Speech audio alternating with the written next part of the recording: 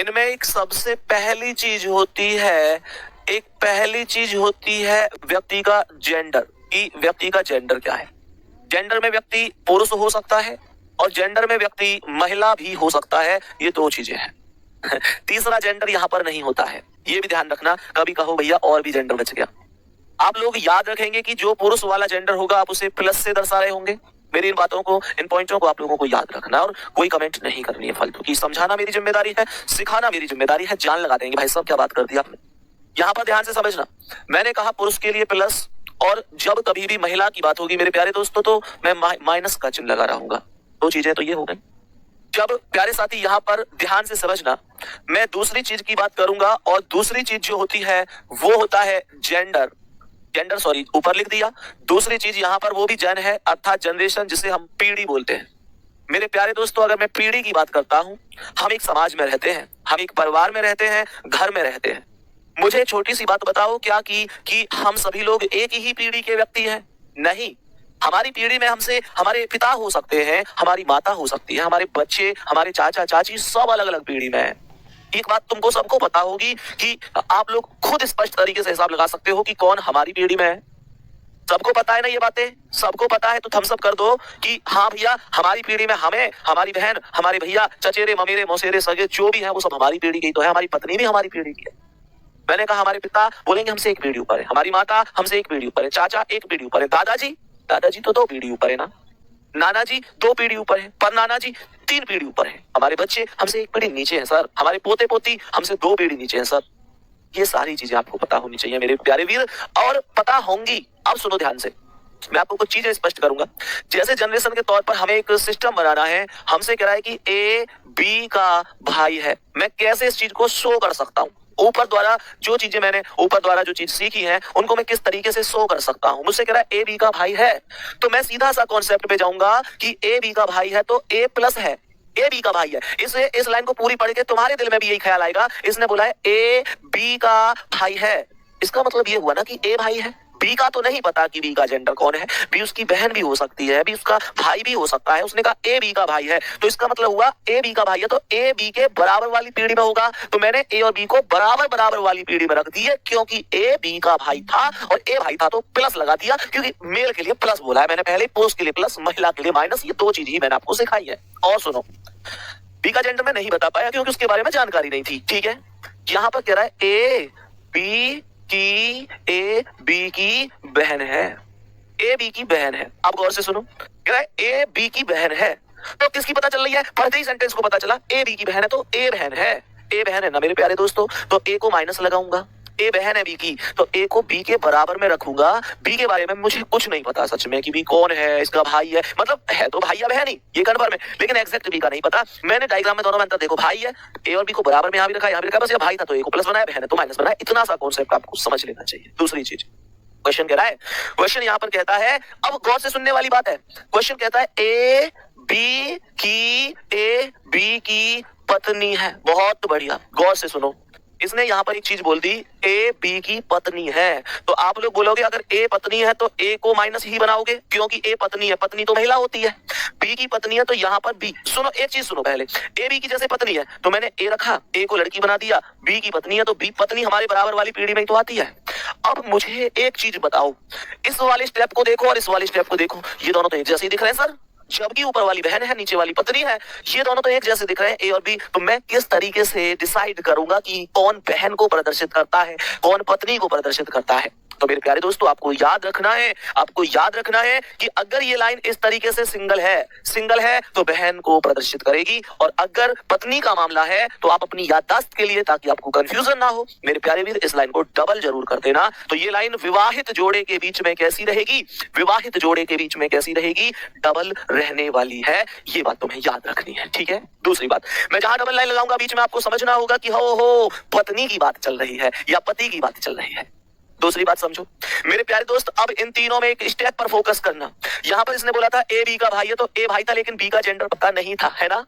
यहाँ पर A B की बहन है, ए का जेंडर पता था, बी का नहीं पता था। ए बी की पत्नी है, गौर से देखो, ए बी की पत्नी है, पत्नी में ए का जेंडर पता है, तो क्या बी का पता नहीं है? हाँ या ना में जवाब दे दो। क्या बी का जेंडर पता नहीं है? तुम कहो भैया पता है, क्योंकि जब ये पत्नी है तो ये निश्चित रूप से इसका पति ही होगा, क्योंकि विश्व रिकॉर्ड का ध्यान मुझे रखना पड़ेगा। लड़की की शादी लड़की से, लड़के की शादी लड़के से मैं ब्लड रिलेशन में नहीं करा सकता। बात आ रही है समझ में? यहां तक कोई भी आपत्ति किसी को? दूसरी बात समझो मेरे सभी प्यारे वीर, एक बार दूसरी बात को ध्यान से समझेंगे। मानकर चलो इसी स्टेप पर और इसी वे में मैं आप लोगों से यहाँ एक चीज बोलता हूं कि क्वेश्चन बनता है ए बी का पिता है। अब की बात पिता बन गया, कह रहा है ए बी का पिता है। क्वेश्चन कह रहा है ए बी का पिता है, तो मैंने कहा पिता यानी पापा जी एक पीढ़ी ऊपर होंगे, एक पीढ़ी ऊपर होंगे जो पिता होंगे। तो मैंने कहा ए बी का पिता है, तो इसका मतलब बी का पिता है। बी का पिता है, अगर ये बी है तो बी का पिता है अर्थात ए, तो ए को एक पीढ़ी ऊपर रखो और ए प्लस हो गया। ये डायग्राम करेक्ट करने सिखा रहा हूं मैं आप लोगों को। मैंने आप लोगों से कहा ए बी का पिता है, तो बी के जस्ट ऊपर वाली पीढ़ी में ए होगा और पिता है तो प्लस होगा। और अगर यही मैं बोल देता ए बी की माता है, तो बी के जस्ट ऊपर ए होती और माता होती तो फिर माइनस का चिन्ह मैं लगा रहा होता। गौर से सुनना, मैंने आप लोगों से चलो यहां पर एक चीज बोली कि ए बी का चाचा है। मैंने बोला ए बी का चाचा है। गौर से सुनना, बहुत सारे लोग यहां पर एक चीज पर मामले को सेट करने की कोशिश करते हैं। जैसे इसने बोला ए बी का चाचा है, A is the uncle of B. A B का चाचा है तो क्या हाँ या ना में जवाब देना। बी के ऊपर एक पीढ़ी ऊपर ही ए होगा, तो क्या मैं डायरेक्ट ए को बी के ऊपर यहां प्लस बना दूं? क्या ये सही है? ना ना ना, कभी सही नहीं है। मेरे प्यारे दोस्त यहाँ पर गौर से सुनना, ये गलत डायग्राम है। तुम लोग कहोगे क्यों गलत है? ए बी का चाचा है तो बी से एक पीढ़ी ऊपर ही रहेगा ना, बी से एक पीढ़ी ऊपर ही रहेगा। चाचा है तो यार एक पीढ़ी ऊपर रहेगा। आप ऐसे ऐसे क्यों कह रहे हो? अब मेरी बात को गौर से सुनो, ए बी का चाचा है लेकिन चाचा डायरेक्ट ऊपर नहीं हो सकता। एक्चुअल में चाचा क्यों हुआ? चाचा इसलिए है क्योंकि हमारे एक पिता है और पिता के एक भाई है जिन्हें हम चाचा बोलते हैं। बात आ रही है समझ में? तो जब कभी भी चाचा वगैरह शब्द का प्रयोग करें तो डायरेक्ट ऊपर नहीं लिख सकता, नहीं लिख सकता। मैं कैसे लिखूंगा इस बात को सुनो। ए बी का चाचा कैसे बन सकता है? सीधी सी बात है, बी के कोई ना कोई पापा होंगे। बोलो हाँ या ना? बी के कोई ना कोई पापा, जस्ट ऊपर तो पापा और मम्मी ही हो सकते हैं। तो बी के कोई ना कोई पिता होंगे और जो पिता का भाई होगा वो ए होगा और तब ए बी का चाचा बन पाएगा। मेरी बात से मेरे प्यारे भी आप सहमत हो कि नहीं हो? एक प्यारा सा थम्स अप करके बताओ। मैं हर चीज को यहाँ क्लास में इस तरीके से लेके चलना चाहता हूँ कि हर चीज तुम्हारे यहाँ सेट होनी जरूरी है। क्वेश्चन करा ए बी का चाचा है तो बी के कोई ना कोई पापा होंगे, पापा के भाई को ही हम लोग चाचा कहते हैं। ये बात आपको ध्यान रखनी है हमेशा हमेशा और हमेशा। आप गौर से सुनना। मानकर चलो मैं इससे भी अगले नेक्स्ट कॉन्सेप्ट पर पहुंचता हूं और आपसे कहता हूं ए बी का दादा है। क्वेश्चन कह रहा है ए बी का दादा है। प्यारे साथी, अगर ए बी का दादा है तो ए बी का दादा कैसे बनेगा? दादा दादा यानी कि पापा के भी पापा, पापा के भी पापा। इसका मतलब हुआ कि बी के ऊपर कोई ना कोई बी के पापा होंगे और बी के पापा भी होंगे ए और ए बी के दादा बन जाएंगे। अर्थात इस प्रकार से पापा के पापा को दादा कहते हैं। इसका मतलब हुआ कि बी के पापा ए होंगे जिन्हें मैं दादा शब्द से प्रयोग कर रहा होऊंगा। ठीक है, अब गौर से सुनो। यहाँ पर मैंने आप लोगों से एक चीज और बोली मेरे प्यारे दोस्तों। मैंने कहा कि ए बी की माता है। मैंने कहा ए बी की माता है, ए बी की माता है। तो ए बी की माता है कैसे बोल दूं?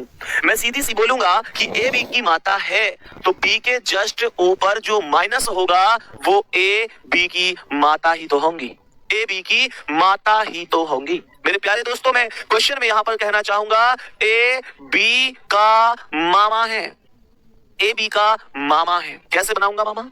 मामा कैसे बनाऊंगा? मैं सीधी सी बात बोलूंगा, अगर ए बी का मामा है तो मामा कैसे बनेगा? बी के जो मम्मी होंगी, मम्मी कौन? मम्मी के भैया कोई तो हम लोग मामा कहते हैं, तो ये बी की मम्मी हो गई। इसने कहा ए बी का मामा है, मैंने कहा बी के ये माता हो गई और माता के भाई को हम लोग मामा कहते हैं। तो ए बी का मामा होगा बी की मम्मी का भाई, अर्थात मम्मी के भाई को हम मामा कहते हैं। बात आ रही है समझ में?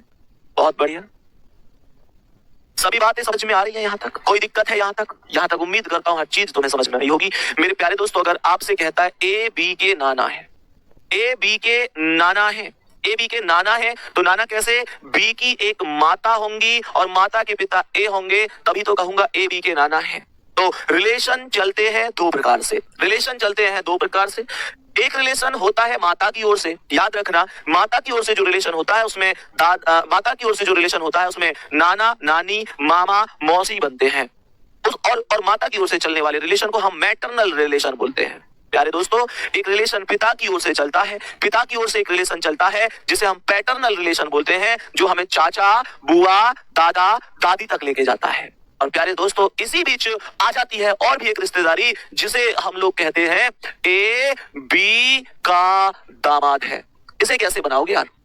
इसे कैसे बनाओगे कि ए बी का दामाद है? ये डायग्राम आप कैसे बना पाओगे? एक बार माइंड पे विचार करो। और कुछ लोग सोच रहे होंगे भैया इतना इन्हें क्यों डिटेल में बता रहे हो? इसलिए बता रहा हूं क्योंकि जब क्वेश्चन आए तो तुम ये बात गर्व के साथ कह सको संदीप भैया किसी क्वेश्चन में दम नहीं है जो तुम्हारे शेर को रोक सके, तुम हर क्वेश्चन का जवाब दे पाओ। क्वेश्चन क्या है? ए बी का दामाद है। दामाद कौन हो रहे? दामाद हो रहे लड़की का पति। लड़की के पति को दामाद कहते हैं, हाँ है ना? तो इसका मतलब क्या हुआ? ए दामाद है बी का। क्वेश्चन को गौर से सुनो, ए बी का दामाद है तो बी का दामाद है, इसका मतलब बी के कोई ना कोई बेटी होगी, बी के कोई ना कोई बेटी होगी और उस बेटी का जो पति होगा वो ए होगा, बेटी का पति। इसका ये पति है, डबल लाइन तो लगाऊंगा ही क्योंकि बोला था ए बी की पत्नी है। पति और पत्नी के बीच में डबल लाइन का रिलेशन लगाते हैं, हमेशा प्रयोग करते हैं। कह रहा है ए बी का दामाद है तो बी की बेटी का पति होगा, कोई दिक्कत वाली बात नहीं होनी चाहिए। प्यारे दोस्तों इसके बाद अगले पॉइंट को ध्यान से सुनो, ए बी का साला है। सवाल कह रहा है ए बी का साला है, ए बी का साला है तो साला कौन होता है? जो पत्नी का भाई होता है, पत्नी का भाई होता है। इसका मतलब हुआ कि बी की कोई ना कोई पत्नी होगी, बी की कोई ना कोई पत्नी होगी तो बी उसका कौन होगा? पति होगा और पत्नी का भाई ए होगा, तभी तो कहूंगा पत्नी का साला है मतलब पत्नी का साला है मतलब पत्नी का भाई है मतलब साला होगा। तो यहाँ पर बी की पत्नी हो गई, नाम नहीं दिया है, उसका जो भाई है वो साला होगा। मुझे एक प्यारा सा थम्स अप करके ये बता दो, कभी भी क्वेश्चन आएगा तुम डायग्राम बढ़िया तरीके से बना पाओगे कि नहीं बना पाओगे? मेरे सभी प्यारे वीर एक बार जल्दी से प्यारा सा थम्स अप करके बता दो। मैंने आप लोगों से कहा मुझे जल्दी से बता दो, क्या तुम लोग अब क्वेश्चनों के लिए तैयार हो? डायग्राम तुम्हारे सामने है, हर चीज मैं तुम्हें सिखा चुका हूँ, बात समझ में आ रही है कि नहीं आ रही है? यहाँ तक कोई दिक्कत तो नहीं है? सब कुछ समझ में आ रहा है? मैं एक एक करके एक क्वेश्चन को बहुत प्यार से बहुत डिटेल में समझाऊंगा और आप विश्वास करो ब्लड रिलेशन की एक क्लास आज लूंगा, एक कल लूंगा, एक परसों लूंगा। 3 दिन में इस ब्लड रिलेशन को तुम्हारे यहाँ छाप के जाऊंगा। जो लोग यूं कहते हैं भैया मेरी समझ में आज तक नहीं आया, बहुत स्थान पर पढ़ा समझ में नहीं आया, मैं कहता हूँ 3 दिन बाद ब्लड रिलेशन का मैं तुमसे रिपोर्ट कार्ड मांगूंगा, कितना समझ में आया। तुम में से अगर एक भी बच्चा यूं कहते मेरी समझ में नहीं आया लेकिन मैंने तीनों क्लास करी, शर्त ये है तीनों क्लास करनी होंगी, तो फिर मैं खुद को दोषी मान लूंगा। प्यारे दोस्तों अब एक एक क्वेश्चन को हम फोकस करेंगे, बढ़िया तरीके से चलेंगे, शानदार तरीके से। जैसे मानकर चलो अभी यहाँ पर ध्यान से समझना, क्वेश्चन से पहले एक चीज और जो बहुत इंपॉर्टेंट है वो सिखा देता हूं।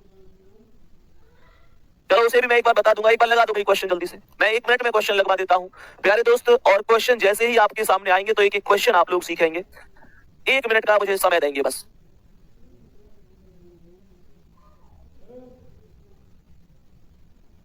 अब कुछ लोग कहेंगे यार ताऊ तो आया ही नहीं भैया। देखो ताऊ शब्द का प्रयोग चाचा के लिए हो जाता है, ऑब्लिक करके हालांकि ताऊ लिख देता है, वो एक अलग बात है। बाकी बची हुई सब चीज मैं आप लोगों को सिखाने जा रहा हूं, गौर से सुनना। जैसे मान के चलो ये क्वेश्चन है, ध्यान से देखियो, इस क्वेश्चन है, जैसे ये क्वेश्चन है तुम्हारे सामने बोर्ड पे है, कोई दिक्कत नहीं है, हमें ये क्वेश्चन करना है, तो कैसे करेंगे सुनो। क्वेश्चन है सीधा सीधा सा, कैसे करेंगे? कह रहा है कि आर एन का भाई है। क्वेश्चन है, पहली बात तो ये है कभी भी पूरा पढ़ने की आवश्यकता नहीं है, कभी पूरा ना पढ़े करें, केवल और केवल एक एक स्टेप पढ़ेगा और उसके बाद करने की कोशिश किया करो। सवाल कर रहा है आर एन का भाई है, तो मैं मुझे एक बात बताओ, आर एन का भाई है तो आर प्लस है एन का भाई है, तो ऐसे ही तो होगा, कोई दिक्कत है तुम्हें? यहाँ तक आर एन का भाई है, ये चीजें तो मैं तुम्हें सिखा के आया हूँ पीछे, एन का जेंडर अभी मुझे पता है नहीं। आगे कह रहा है कि आर के का इकलौता पुत्र है, आर के का इकलौता पुत्र है, तो इसका मतलब ये जो आर है ये पुत्र है के का, तो के कहां आएगा मेरे भाई? के इससे एक पीढ़ी ऊपर आएगा, के इसकी मम्मी भी हो सके और इसके पापा भी हो सके, हाँ या ना? मुझे ये बताओ, के से ऊपर ही तो आएगा, के इसकी मम्मी भी हो सके, इसके पापा भी हो सके। लेकिन सुनो सवाल कर रहा है आर के का इकलौता बोला है, इकलौता पुत्र है, तो यूं बताओ ये एन कौन है? एन कौन है? एन मुझे लड़की ही बनानी पड़ेगी जो मुझे समझ में आ रही है। तुम कहो भैया तुमने कैसे बना दी? यार एक चीज सोचो, आर एन का भाई था तो एन आर का या तो बहन हो सके या भाई हो सके, और ये कह रहा है कि आर के का इकलौता पुत्र है, तो ये बताओ अगर मैं एन है ये तो मानोगे कि ना मानोगे? अगर के आर की माता या पिता है तो एन की भी तो माता पिता होगी, और के का इकलौता पुत्र आ रही है। तो फिर एक चीज मेरे माइंड में आ रही है कि यार अगर आर इकलौता है तो इसका मतलब एन के सॉरी के केवल एक ही बेटा है, और वो बेटा कौन है? आर। और अगर मैं एन भी बेटा बना दूं फिर इकलौता को तो प्रयोग की ऐसी हो गई, उसका तो कोई अर्थ ही निकल के नहीं आया, उसका कोई अर्थ निकल के नहीं आया। फिर इस वजह से मैंने कहा मेरे प्यारे दोस्तों कि इसे लड़की बना दो ताकि इसकी बात सही साबित हो जाए, ठीक है? आगे क्या कह रहा है? कह रहा है कि एस के की इकलौती पुत्रवधू है। ये पुत्रवधू क्या हुई करे? ये पुत्रवधू क्या बीमारी है? पुत्रवधू को मतलब हुई करे पुत्र की पत्नी, पुत्र की पत्नी। इसे ध्यान रखियो, इसे कभी कभी बहू भी मान ले। तुमसे मैं रिक्वेस्ट कर रहा हूं कि जब कभी बहु शब्द का प्रयोग हो, जब कभी बहु शब्द का प्रयोग हो तो बेटा बहु शब्द का प्रयोग पुत्र की पत्नी के लिए होगा। बहु शब्द का प्रयोग यूं मत समझ लो जैसे गांव में ना कहते अरे देखियो फलाने की बहू जा रही है। बहुत सारे लोग बहू पत्नी मान ले, तो बहू का मतलब पत्नी ना हो करे, बहू का मतलब पुत्र की पत्नी हो करे। याद रखियो इस बात है। अब ये तने कौन कहे बहू कारे की है, वो चीज के चक्कर में मत पड़ जाइयो। बात आ रही है समझ में? तो बहू और पुत्र वधू एक ही चीजें होती हैं, दोनों का अर्थ होता है पुत्र की पत्नी। इतनी बात आपको याद रखनी। तो अगर एस के की इकलौती पुत्रवधू है तो इसका मतलब क्या है? इसका मतलब है एस के बेटा की पत्नी है। के का बेटा कौन है? आर। तो आर की पत्नी एस को बना दो, जो बेटा की पत्नी होकर है, जो बेटा की पत्नी होकर है वो पुत्रवधू ही तो होकर है। और आगे कह रहा है एन एस से किस प्रकार संबंधित है। सवाल कह रहा है एन एस से किस प्रकार संबंधित है। मेरे प्यारे दोस्तों इसका मतलब ध्यान से इस बातें भी सुन लो।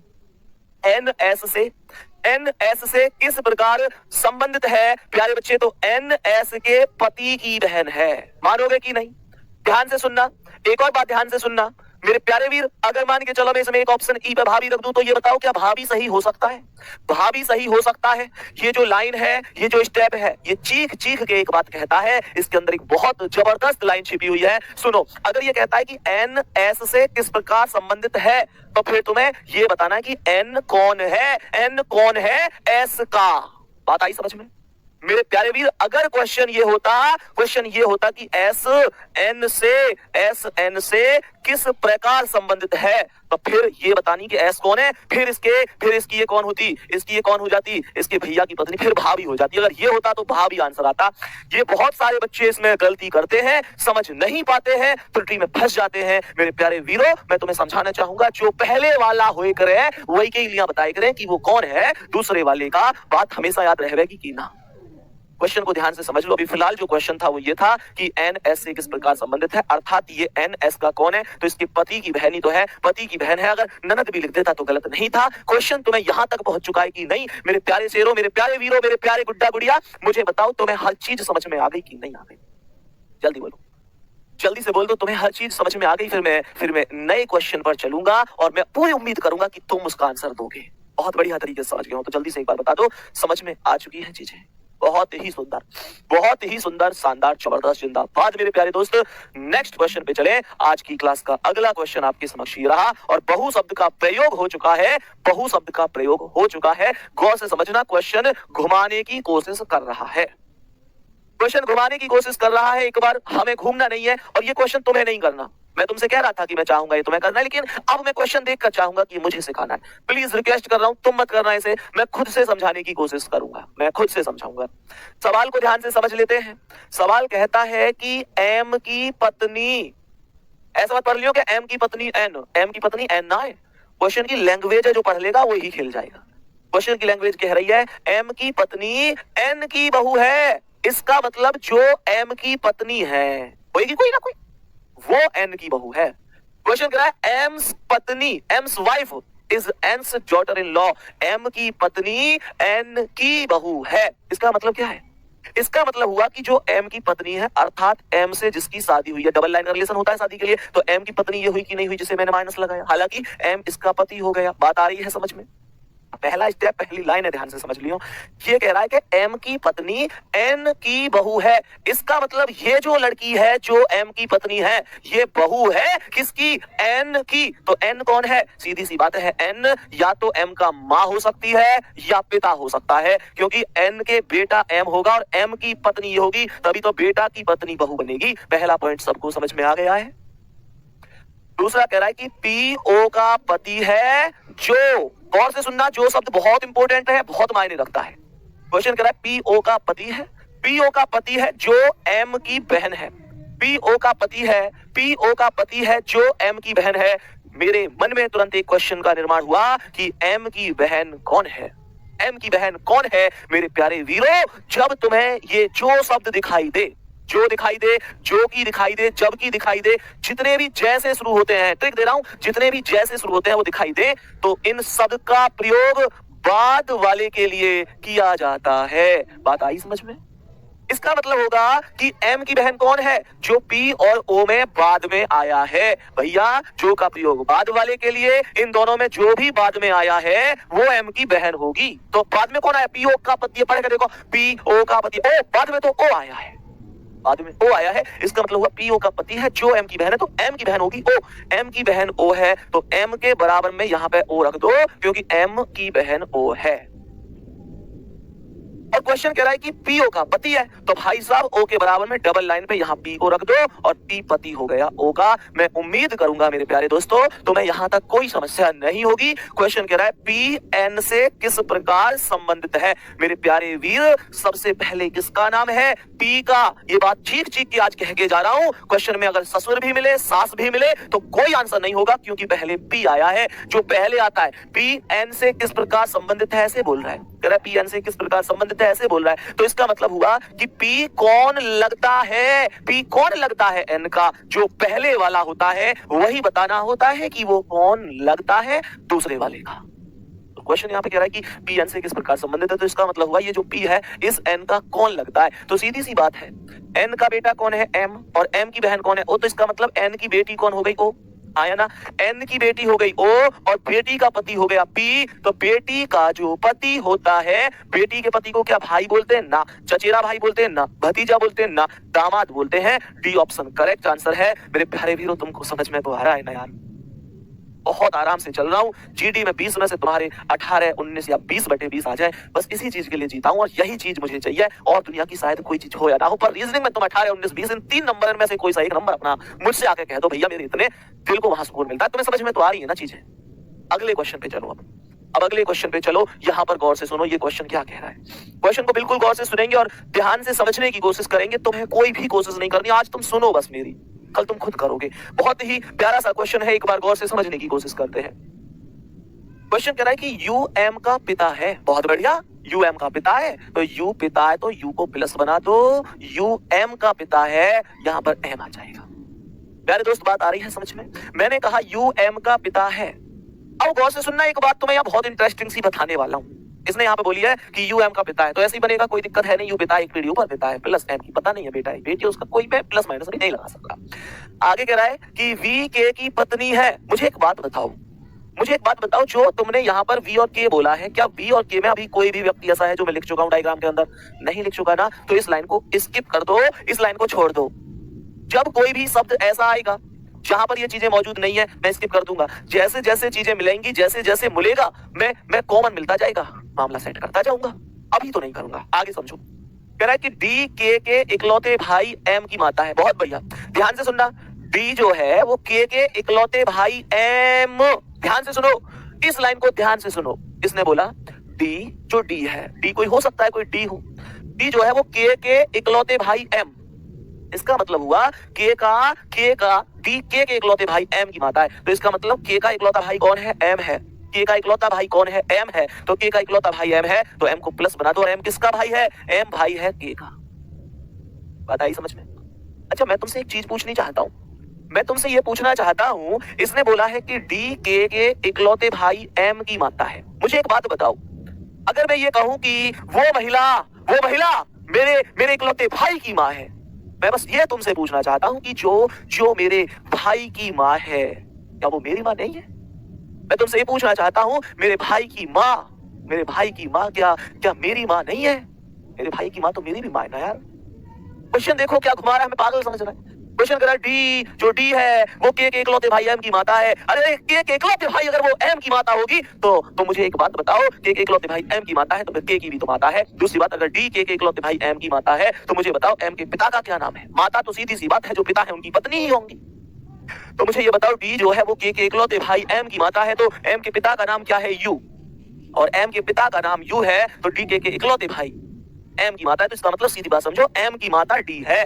तो एम की माता डी है, तो सीधी बात है डी की शादी यू से कर दो, डी महिला बना दो। तो एम के पिता यू पहले से थे ही, उनकी पत्नी डी बना दी, तो डी एम की अपने आप ही माता हो गई, कोई दिक्कत नहीं है। क्वेश्चन आगे हमसे कह रहा है कि वी जो है वो के की पत्नी है। इस स्टेप को हम छोड़ के आए थे, अब ये मिल चुका है। वी के की पत्नी है, तो के बराबर में वी रख दो, और वी पत्नी है तो माइनस, और वी पत्नी है तो के प्लस हो जाएगा। वी के की पत्नी है। प्यारे दोस्त, क्वेश्चन यहाँ पर कहता है कि यू डी से क्वेश्चन कहता है यू डी से किस प्रकार संबंधित है। यू डी से किस प्रकार संबंधित है, तो भाई साहब डी और यू तो पति पत्नी है, और पहले किसका प्रयोग हुआ है, यू का प्रयोग हुआ है। मैंने बार बार कह रहा हूं पहले वाला बताओ कौन है दूसरे वाले का। ये कह रहा है यूडी से किस प्रकार संबंधित है, तो यूडी से किस प्रकार संबंधित है, यू पति है ना यार, यू पति है ना डी का, तो आंसर हो जाएगा पति। ऑप्शन नंबर डी पर लिखा हुआ है। बात आ गई समझ में, बहुत बढ़िया। यहां तक मेरे सभी प्यारे वीरों को बात समझ में आ चुकी है और मैं नेक्स्ट क्वेश्चन पर बढ़ चुका हूं। ध्यान से आ जाओ, ध्यान से आ जाओ। एक बार इस क्वेश्चन को और पढ़ने की कोशिश करो कि आखिर ये क्वेश्चन क्या कहना चाहता है। पढ़ो ध्यान से। सभी प्यारे साथी एक बार गौर से पढ़ने की कोशिश करेंगे इस क्वेश्चन को। थोड़ा सा घुमा कर बोलेगा तो भी उसका इलाज हम करके ही चलेंगे। मेरे प्यारे दोस्तों सुनो, क्वेश्चन कह रहा है कि ए सी का भाई है। क्वेश्चन कह रहा है ए सी का भाई है। ध्यान से सुनना, अगर ए भाई है सी का, तो ए को प्लस बनाना पड़ेगा। बात आई समझ में। क्वेश्चन ने खुद एक चीज बोली है कि ए सी का भाई है, तो अगर ए सी का भाई है तो ए प्लस रहेगा, सी का भाई है तो सी को यहां इसके बराबर में लिखूंगा। बात आ गई समझ में। क्वेश्चन यहां पर कह रहा है कि बी डी की इकलौती बहन है जो सी का मामा है। ध्यान से सुनना आपने, इसने बोला है कि जो सी का मामा है। मैंने आपसे पहले भी बताया था, जब कभी भी जो शब्द का प्रयोग होगा वो प्रयोग हमेशा बाद वाले के लिए होता है। तो इसका मतलब हुआ जो सी का मामा है, तो सी का मामा कौन है, यहां पर बी और डी में बाद में कौन आया है, बाद में डी आया है। तो इसका मतलब हुआ सी का मामा डी हो जाएगा। और सी का मामा डी कैसे होगा, मामा किसे कहते हैं, मामा कहते हैं मम्मी के भैया को। तो सीधी सी बात है, इसका मतलब हुआ सी की कोई ना कोई मम्मी है, सी की कोई ना कोई मम्मी है, और मम्मी के जो भाई हैं उनका नाम डी है। तभी तो मैं कह सकता हूं कि डी सी का मामा होगा। क्यों, बी डी की इकलौती बहन है, जो सी का मामा, इसका मतलब जो का प्रयोग बाद वाले के लिए, बाद में डी आया है तो सी का मामा डी ही तो होगा। तो सी की मम्मी के भाई को ही तो जब मैं डी लिखूंगा तभी तो मामा बोल पाऊंगा। क्वेश्चन को गौर से सुनो। क्वेश्चन ने यहां पर एक बात बोली थी कि बी डी की इकलौती बहन है। इसका मतलब यह हुआ डी के केवल एक ही बहन है। तो क्या मैं एक चीज ना कह दूं, अगर बी डी की इकलौती बहन है तो डी के केवल एक बहन है, तो वो बहन ये होगी कि नहीं होगी। एक बार थम्स अप करो हाँ या ना। ये बात तुम्हें समझ में आ रही है कि हाँ भैया यही होगी, जल्दी से बताओ यही होगी कि नहीं होगी, जल्दी से मुझे बताओ। इसने बोला है कि बी डी की इकलौती बहन है तो यही तो होगी, यही तो बहन है। एक और बना दूंगा तो फिर तो दो बहन हो जाएंगी। तो इसका मतलब हुआ मेरे प्यारे दोस्त की बी डी की इकलौती बहन है, तो ये जो माइनस है ये बी होगी, अर्थात सी की माता का नाम बी है। क्वेश्चन आगे कहता है कि यदि ई सी का पिता है। क्वेश्चन कह रहा है ई जो है वो सी का पिता है। क्वेश्चन कह रहा है ई जो है वो सी का पिता है, तो पिता कौन होता है, पिता होता है मम्मी के पति, पिता होते हैं मम्मी के पति। तो ये कह रहा है कि ई सी का पिता है, तो इसका मतलब बी के पति का नाम क्या हो जाएगा, ई हो जाएगा। तभी तो कह सकता हूं कि ई सी का पिता है, क्योंकि ये माता है, माता का पति पिता हो जाएगा। क्वेश्चन यहां पर कहता है कि ए बी से किस प्रकार संबंधित है। इसका मतलब हुआ ये जो ए है ये कौन लगता है, ए कौन लगता है बी का। तो मुझे एक बात बताओ, बी का कौन लगता है, बी का बेटा या बेटी कौन है, सी, और उसका भाई है ए। तो सीधी सी बात समझो ना यार, सीधी सी बात समझो ना कि इसका ए भी तो बेटा ही होगा, तो आंसर पुत्र हो जाएगा। डी ऑप्शन करेक्ट आंसर होगा। मैं उम्मीद करूंगा मेरे प्यारे दोस्तों तुम्हें बात समझ में आ रही होगी। ठीक है, चलो बहुत बढ़िया, बहुत ही शानदार, जबरदस्त। ठीक है, नेक्स्ट क्वेश्चन पे चल रहा हूं मैं। आज की क्लास के अगले क्वेश्चन पर एक बार गौर से इस क्वेश्चन को हम लोग चेक कर रहे होंगे।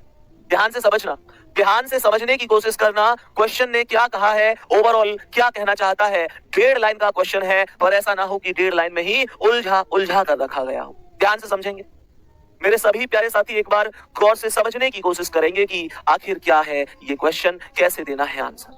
यहां पर सवाल यहां पर कहता है कि यू की पुत्री एक्स। बहुत बढ़िया, मैं क्वेश्चन को खेल के चलूंगा, मैं स्टेप टू स्टेप पढ़ूंगा, पूरा पढ़ने की आवश्यकता नहीं है। क्वेश्चन कह रहा है यू की पुत्री एक्स, अर्थात अगर ये यू है तो यू की पुत्री का नाम एक्स होगा। एक्स पुत्री है तो माइनस हो जाएगी। भाई यू की पुत्री एक्स है तो एक्स को यू से नीचे रखूंगा, और पुत्री है तो माइनस बनाकर चलूंगा। बात आ रही है समझ में। आगे क्वेश्चन कह रहा है यू की पुत्री एक्स, अर्थात ये जो एक्स है, यू की पुत्री एक्स वी की बहू है। बहुत बढ़िया, इसका मतलब ये चीज निकल के आई कि यू की पुत्री एक्स, जो यू की पुत्री एक्स है वो वी की बहू है। अब एक चीज सोचो, इस एक्स को तुम वी की बहू कैसे बना सकते हो। तो सबसे पहले एक चीज तो तुम्हें माननी पड़ेगी कि अगर ये एक्स वी की बहू है तो इसका मतलब एक्स की शादी तो हो चुकी है। बिना शादी के कोई लड़की बहू कैसे बन सकती है? कैसे? सीधी सी बात हुई कि एक्स शादीशुदा है। एक्स शादीशुदा है तो एक्स के कोई ना कोई पति भी होगा। मानोगे इस बात को कि नहीं? और सुनो, इसने बोला कि यू की पुत्री जो एक्स है वो वी की बहू है। बहू होता है पुत्र की पत्नी। इसका मतलब इसका जो ये पति है, इसकी माता या पिता का जो नाम है वो निश्चित रूप से वी होगा। बात आई समझ में? अब आराम से आप इस लाइन को समझ सकते हो, आराम से गौर से सुनने की कोशिश कर सकते हो। क्वेश्चन कह रहा है यू की पुत्री एक्स अर्थात यू की बेटी एक्स ये हो गई। वी की बहू है तो वी के बेटा की पत्नी है, तभी तो बेटा की पत्नी को बहू बोलूंगा। मैं उम्मीद करता हूं ये बात समझ में आई होगी। मैं उन बच्चों से उन गुड्डा गुड़िया से ये चीज कहना चाहूंगा भाई कि बहू का मतलब पत्नी नहीं होता, बहू का मतलब होता है पुत्र की पत्नी। सही है। क्वेश्चन ये आगे कह रहा है कि डब्ल्यू वी की पुत्री का पुत्र है। डब्ल्यू जो है वो वी की पुत्री का पुत्र है। तो वी की पुत्री कौन है? सीधी बात है, ये तो वी का पुत्र है तो इसकी जो बहन होगी वो उसकी पुत्री होगी। तो बेटा की बहन ही तो बेटी होती है। सवाल कह रहा है डब्ल्यू वी की पुत्री का पुत्र है तो वी की पुत्री ये हो गई। वी की पुत्री एक्स मत मान लियो, एक्स तो बहू है, एक्स तो बहू है और पुत्री होती है बेटी। क्वेश्चन कह रहा है डब्ल्यू वी की पुत्री का पुत्र है तो वी की पुत्री ये हो गई और इसका पुत्र हो गया डब्ल्यू। तभी तो मैं कह सकता हूं कि डब्ल्यू वी की पुत्री ये का पुत्र है, पुत्री का पुत्र है। क्वेश्चन यहां पर कह रहा है डब्ल्यू एक्स से किस प्रकार संबंधित है? डब्ल्यू एक्स से किस प्रकार संबंधित है अर्थात ये जो डब्ल्यू है इस एक्स का कौन लगता है? तो प्यारे दोस्तों एक बात बताओ, मुझे ये बताओ एक्स के पति का कौन है? ये तो पति की बहन का बेटा है तो पति का कौन हुआ? भांजा या भतीजा। तो फिर एक्स के पति का भांजा है तो सीधी सी बात है इसका भी तो भांजा ही होगा। हम लोग अपनी भाषा में भांजा कहते हैं। ऑप्शन में भांजा तो नहीं दिया पर भतीजा भी मैं लगा के चलूंगा। इसका कारण क्या है सर? वास्तव में तो भांजा होता है बेटा। एक्चुअल में बहन के बच्चे को, बहन के लड़के को हम क्या कहते हैं? हम बोलते हैं, क्या बोलते हैं? हम बोलते हैं कि हमारा भांजा है। लेकिन ब्लड रिलेशन में भांजा शब्द का अगर प्रयोग नहीं होता है और भतीजे शब्द का प्रयोग मिल जाता है तो भतीजा भी मान्य है। भतीजा और भांजा एक ही मान्य क्यों होगा? क्योंकि दोनों को नेफ्यू कहा जाएगा इंग्लिश में। इसी प्रकार से अगर भांजी है, भतीजी है तो दोनों होंगे क्योंकि उनको नीस कहा जाता है। मेरे प्यारे दोस्तों इस चीज का आपको बहुत ध्यान रखना है। बात आ गई है समझ में? मेरे सभी प्यारे साथी एक बार जिनको सब कुछ समझ में आ रहा है वो प्लीज एक बार हम सब जरूर करके बताना भैया, हमें कोई आपत्ति नहीं है, सब समझ में